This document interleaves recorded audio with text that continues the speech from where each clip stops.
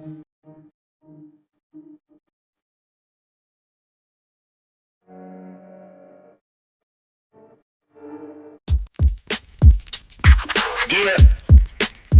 Team at 17. Damn. So yun po mga kadigma, isang mapagpalang araw po muli sa inyo. So welcome po sa ating munting YouTube channel, Pangabuhi TV. Kung saan po, kung gusto niyo po ng mga construction tips tsaka tutorial, hindi po kayo nagkamali ng channel na pinili. Welcome po kayo dito, yung mga kapwa nating kadigma na gusto matuto sa larangan ng construction. Welcome po sa channel natin. So sa mga veterano na po at napadpad dito sa ating munting YouTube channel, ay isang malaking karangalan po. Saludo po ko sa inyong mga kapwa kadigma sa larangan ng construction. So itong video po na gagawin natin, yung vlog for today, tungkol po sa pagta-tiles. Kung mapapansin nyo po kasi, sa likod natin, tiles po yan. So nagta-tiles po tayo dito sa isang CR natin. Ayan, sa guest na CR. Ayan mga kadigma. So marami na ako kasi tayong nakikitang vlog sa YouTube na kung saan ay nagpapakita kung paano mag-tiles. So ngayon naman po, naisipan natin na mag-share din sa inyo ng ting kalaman tungkol dito sa pagta-tiles, kung saan marami kasi tayong napapansin sa lalo yung mga baguhan natin na mga kadigma. So pasintabi ko muna dun sa mga veterano na para ho itong ginagawa ko natin ito para po sa mga baguhan po natin kadigma sa larangan ng construction. So kung napapansin nyo kanina, may tinatapas po tayong tiles na maliit. So ito po yun. Ayan. So gagamitin mo natin ito dito sa kanto nung pinto natin sa may door jamb. Ayan. Kung makikita ninyo, dyan po natin gagamitin yan, mga kadigma. So yan po yung isi-share natin sa inyo ngayon, kung paano po yung pagkantumisa nito, yung pagkanto nito, na hindi nagagamitan natin ng tile frame. Kasi marami ho tayo kasing nakikita sa YouTube na nagtuturo ng pagta-tiles. Kunti lang po nakikita natin nagtuturo nito, kung paano ikantumisa ito. Yan mga kadigma, kung mapapansin ninyo. Yan. Nakakantumisa kasi yan. Tsaka yan, yung kanto na yan. So hindi na ho natin ginamitan ng tile frame yan mga kadigma. Ginawa natin, pinotify natin yung bawat kanto. Ayan kung nakita nyo kanina. Yan, pinotify natin yan, yung kanto na yan. Para sumigo siya. So yan po yung isi-share natin sa inyo para magkaroon naman ho kayo ng kunting kalaman. Kasi marami ho tayong napapansin, kaya dun sa isang project namin sa Uno, yung bago tayo napunta rito, may ganito din na area mga kadigma. Kinantumisa nila yung kanto nung CR, kaso ang pagkakantumisa, hindi po smooth yung kanto niya. So kadalasan kasi, marami ang nagsasabi na madali lang gawin ito, pero ang kalimitan, ang kinalalabasan nung gawa, marami po siyang bungi-bungi dito. So nagkakaroon po siya ng basag-basag dito sa kanto niya. Yan kung mapapansin niyo yan mga kadigma. Yan kung makikita nyo. Ganyan ho yung nagiging sistema. Nababasag yung kanto niya. Kapag akala ko kasi nila, kapag nag-grout, nawawala na yun. So hindi nila alam, kapag gin-grout yun, mas lalo kong napapansin. Kasi gawa nga hong hindi naman kasing kulay talaga at kasing tingkad ng tiles yung grout. So magkaiba po sila nung kulay, saka magkaiba nung tingkad. So ang nangyayari, mas lalo napapansin, so lalo pong pumapangit. So kung ikaw yung may-ari at medyo masilan ka, hindi ka magiging satisfied dun sa kinalabasan, mapapakamot ka na lang sa ulo nyo. So ito po ang tutorial po na to, isang simpleng tutorial na kung saan marami yung palaging nakakalimutan, marami rin yung baguhan na hindi pa alam. So tutulungan mo natin sila sa pamamagitan ng video na to para magkaroon sila ng idea at para naman ma-improve pa nila yung paggawa nila sa larangan ng tiles dito sa pagkakanto nito. Meron na ho tayong sample dito, yung tinabas na tiles natin. So ayan mga katigba, lipat tayo dito sa labas para mas lalo nyo pong makita. Kalimitan kasing nakikita natin mga katigma kapag kinanto nila ito, itong kanto nagkakaroon ng bungi-bungi, basag-basag.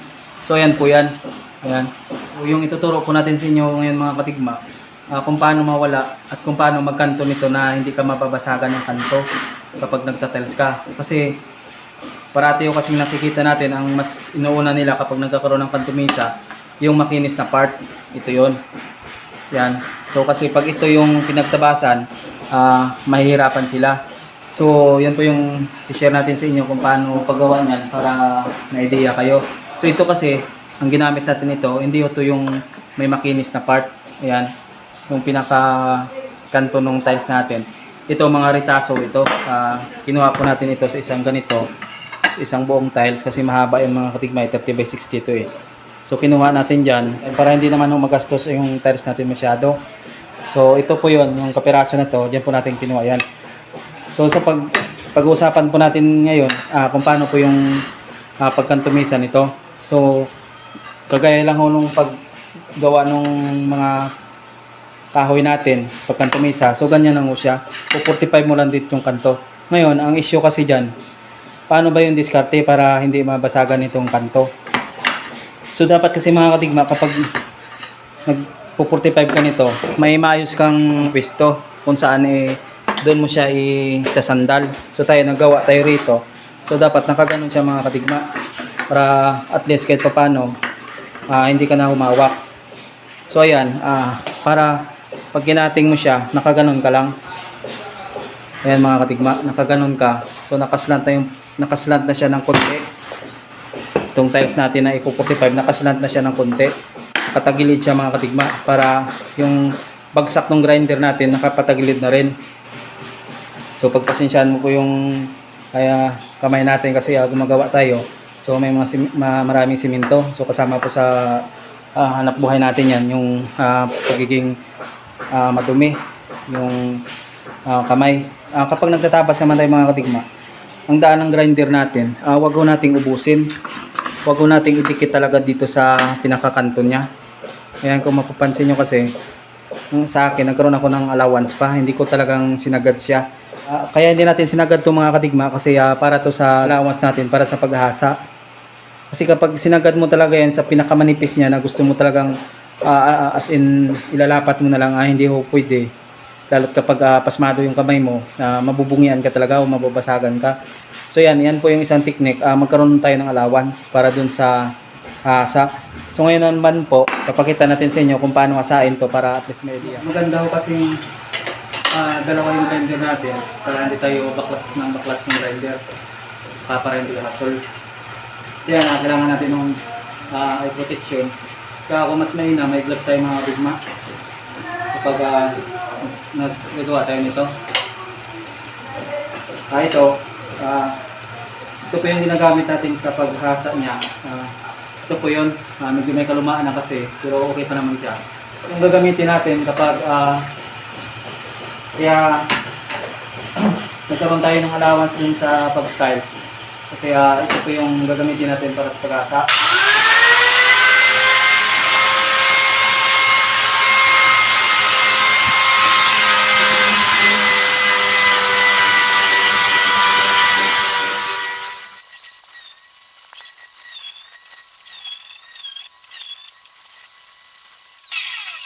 So ayun po mga kadigma, natapos na natin yung paghasa nito. Ayan, kung mapapansin ninyo, wala na ho siyang basag-basag sa gilid. Kasi mga kadigma, kung hindi ho natin ginawa yon, yung hindi paghahasa, malamang po yung kalalabasan yan kapag kinapit lang ng isang tile seeker na walang alam, yan po yung magiging resulta niyan. So isipin nila matatanggal na kasi yan sa grout. So maling-mali po yung gano'n na paniniwala mga kadigma. So napakalaking bagay po kapag alam nyo po yung naangkop ng kagamitan para dun sa ganyang gawain, yung ganito mga kadigma. Dapat alam nyo yung angkop ng kagamitan para ho hindi po magiging pangit yung kalalabasan at maging maayos yung gawa natin. Lalo na yung mga kapwa natin kadigma dun sa mga probinsya, magtatanong mo siguro paano kung wala kayong gamit na gano'n. Kung wala naman ho, may isang paraan pa po kung paano nyo mapakinis tong kanto para hindi siya magkaroon ng basag-basag. Gamit lang mo ito, yung liha natin na number 100. Ayan. Kahit number 120, okay na po. So ang gagawin nyo lang, pagsagaan mo lang mong hasain ito, kanto niya. Ayan. So pwede po siya mga kadigma. So tiyaga lang sa pag ganito para matanggal yung kanto niya. Kasi kapag nilapat natin ito mga kadigma, papakita ko sa inyo. Ayan, kailangan kasi mainam din na may alam kayo sa paglalagay ng allowance kaya nung pagkakarpentry. Kasi napakalaking factor po yun sa pagta-tiles din. Ayan. Kasi mga katigma, ang ginagawa nung ibang katigma natin, yung mga sanay na, ito lang yung kukuhanin nila yan, yung makinis para lang maging maayos tong kanto na to. Ayan. Yan po lang kukunin niya. So, sa dami po niyan, pataas hanggang pababa, napakagastos po yan. Ilan ang makukuha ninyo sa isang tiles? 2 lang. Samantala, pwede naman ito, kung matyaga lang talaga, pwede nyo naman itong putol-putulin para lang magamit ito lahat. Yan. So, kailangan, yung sabi ko, kailangan alamin nyo rin yung angkop na kagamitan para hindi kayo mahirapan. Saka kung wala talaga, liha, pwede na po mga kadigma. So, tyaga lang. So yan, yung kagandahan kasi nito mga kadigma, kapag ginroute ito, wala siyang makikitang basag-basag. Ang maganda kasi nito kapag nag-route na, wala siyang tile frame dito. Ayan, kakabitan natin yan mga kadigma, yung taas pati yung header na yan, lalagyan din natin yan.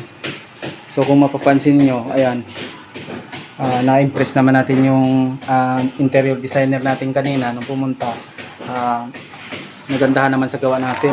Aking karangalan po sa atin sa side natin na matuwa yung interior designer sa ginagawa natin.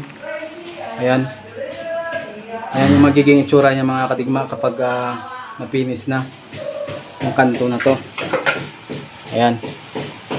Saka ito. Ayan. Pababa. So parang gap lang siya nung tiles. Kadigma, tapusin na po natin itong vlog natin. So bago tayo maghiwalay, magpapasalamat po muna tayo sa ating mga silent viewers at sa ating mga subscribers na wala sa sumusuporta sa ating YouTube channel at sa mga veterano po na napadpad sa ating munting bahay. Malugod ko pong tinatanggap yung mga komento ninyo at yung mga question ninyo dito sa video natin. So isang malaking karangalan po na may bahagi po sa channel ko yung mga nalalaman ninyo. Tatanggapin ko po ng malubog sa kaluban kung ano man po yung ay kukuminsin nyo kung may napansin nyo kayo mali sa ginagawa ko. Anaway, i-komento nyo po sa baba para naman po malaman ko at maibahagi natin sa mga baguhan natin na sa subaybay, lalo sa larangan ng construction, kung ano pa yung dapat i-improve natin. Kung may mali sa nagawa natin, paki-comments na lang po sa baba mga kadigma sa mga busing natin sa larangan ng construction. Isang malaking karangalan po na nandito po kayo. Yan lang po muna kayo mga kadigma. Naway may napulot po kayong kalaman sa video na ginawa natin. Naway huwag niyo po akong iwan sa ginagawa natin at sa mga bago pa lang po ng padpad. Naway click niyo po yung subscribe button. Saka papindot na rin ang all sa notification bell para may update din sa mga video na gagawin natin. So sa muli po, maraming salamat po mga kadigma. Mabuhay po kayo at God bless you po sa inyong lahat. Laban lang po tayo.